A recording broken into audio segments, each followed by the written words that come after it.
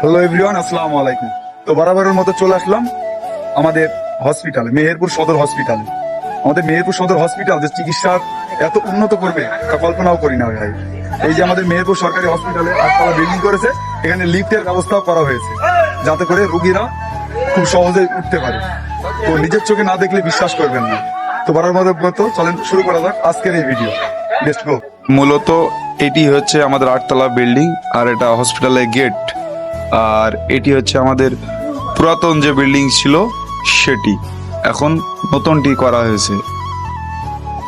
এটাতে বর্তমান মানে খুবই উন্নত করেছে, যে লিফটের ব্যবস্থা করেছে, 4টা লিফট, রোগীরা সহজেই আসা যাওয়া করতে পারছে। খুবই ভালো লাগছে যে কখনো ভাবি নাই যে আমরা আমাদের মেহেরপুর হসপিটালে এইরকম উন্নত মানের চিকিৎসার জন্য একটা হসপিটাল পাবো, এরকম লিফট পাবো।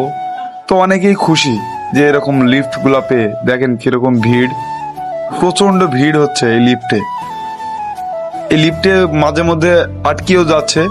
এই সমস্যাগুলি, এই যে টিপ দিলাম, আমি সাথে যাব, ওই জন্য টিপ দিলাম সাথে, মানে 8তলা লিফটের সাথে যাবো 8তলায়।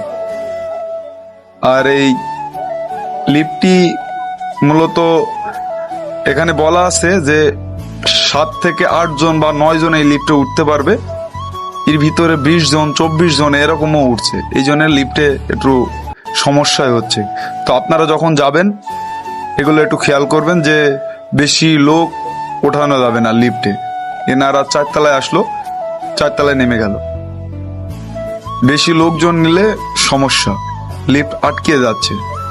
4তলায় নামছে এনারা।